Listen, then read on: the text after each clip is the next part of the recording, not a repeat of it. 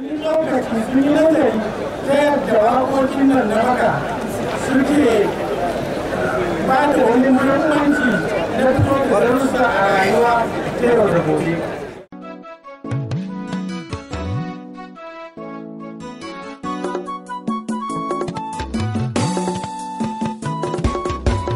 Ga kafar fesa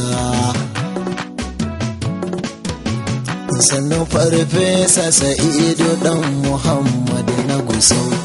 Ga kafar fesa ga kakatibi kan adabi sannan farfesa Sa'idu dan Muhammad na Gusau. Ga kafar fesa ga kakatibi kan adabi sannan farfesa Sa'idu dan Muhammad na Gusau. Ga kafar fesa ga kakatibi kan adabi sannu farfesa Sa'idu dan Muhammad na Gusau. Rabbu na gode da dubun basira a dakaban, kuma na gode da tulun basira a kazuban. Falalar Allah da ka bani a watan sha'aban, ka tsare min ita kar ya zama ta zama ta yi nusau. Ga kafar fesa ga kakatibi kan adabi sannu farfesa Sa'idu dan Muhammad na Gusau. Gaisuwa gun Mahamudu dan kabilar Arabi, sayyidul umma ga cika maki gun sunabi. Sayyidul akhlaqi abun a dube shi abi, na yi tsanina da biyar sasa uku da sau. Ga kafar fesa ga kakatibi kan adabi sannu farfesa Sa'idu dan Muhammad na Gusau. Yau akala na karkata na tunka a Gusau, zan yaban masani mutafanninin nan na Gusau, wanda ya harsa sai kala-kala a yamma ya sau a fagen ilimi yau da gobe ya zama da sau. Ga kafar fesa ga kakatibi kan adabi sannu farfesa Sa'idu dan Muhammad na Gusau. Wani ya ce alame za ka kallo a Gusau, wa kake so ka kwarza za ka wasa a Gusau. In kuɗi an ka baka ai Kano ta afi Gusau, ko fagen bunka a sada yalwata a sun fi Gusau. Ga kafar fesa ga kakatibi kan adabi sannu farfesa Sa'idu dan Muhammad na Gusau. Dakata in ana ki gudu ba a sa gudu ne, yadda ka ji ana aga maɗi ba mai zuba ne. Baki ta bulu ra'asi igun su fesa shi ne, ni ga nauji yau na zama akan Sa'idu na Gusau. Ga kafar fesa ga kakatibi kan adabi sannu farfesa Sa'idu dan Muhammad na Gusau. Makurar lauya idan ka ce sana ai haka ne, sanda duka jigan garan gwanin ƙura'an ne, sanda duka kaji an taro tofagen yaƙi ne. Makurar ilimin zamani kwafar fesa a sau. Ga kafar fesa ga kakatibi kan adabi sannu farfesa Sa'idu dan Muhammad na Gusau.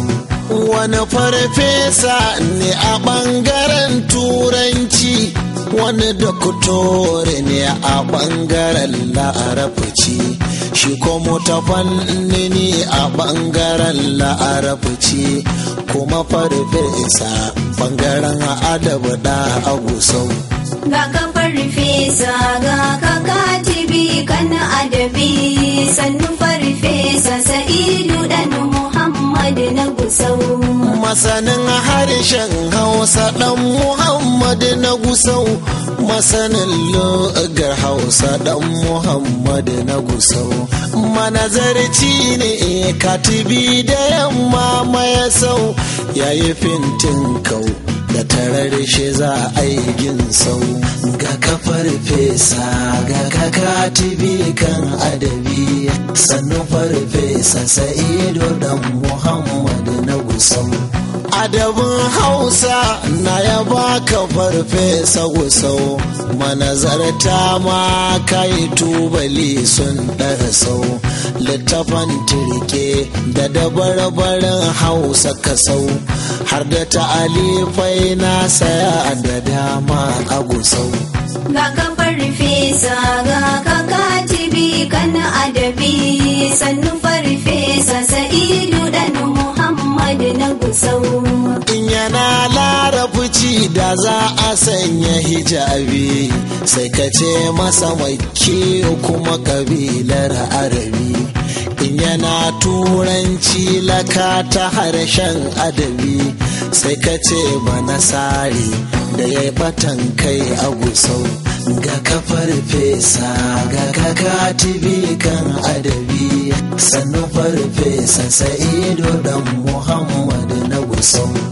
A fagen harshen hausa gangaren kafu wani in yana magana ba gura-gura kunkuni sai ka ce madari ke zuwa da jera tunani. Ga azanci ga hikima abun ba a gimsau. Ga kafar farfesa ga kakatibi kana adabi sannu farfesa sa'idu dan muhammad na gusau. Alan waka ike yaban ka dan ka ɗara sau, a fagen waka kai rubutuka sun fice sau, haka labaran kage kai nazar kansu a sau, binciken ala da yawansu taskar ka gusau. Ga kafar fesa ga kakatibi kan adabi sannu farfesa sa'idu dan muhammad na gusau. Shehu dan shehu dan muhammadu dan kullum, shehu ne tammi a gurin gusau dan kullum, dan uwan malam shehu na ibn dan kullum, dan uwan alkali na alkalan yanzu gusau. Ga kafar farfesa ga kakatibi kana adabi sannu farfesa sa'idu dan muhammad na gusau. Na taho murna yau kake bikin takadiya, a walimar nan ta sa'adatu gun kadiya, alasan barka da zaman lumana amarya a cikin wakar gangaren na yankin mutisau. Ga kafar fesa ga kakatibi kan adabi sannu farfesa sa'idu dan muhammad na gusau. Ga kafar fesa ga kakatibi kan adabi sannu farfesa sa'idu dan muhammad na gusau. Ga kafar farfesa ga kakatibi kana adabi sannu farfesa sa'idu dan muhammad na gusau. Ga kafar fesa ga kakatibi kan adabi sannu farfesa sa'idu dan muhammad na gusau.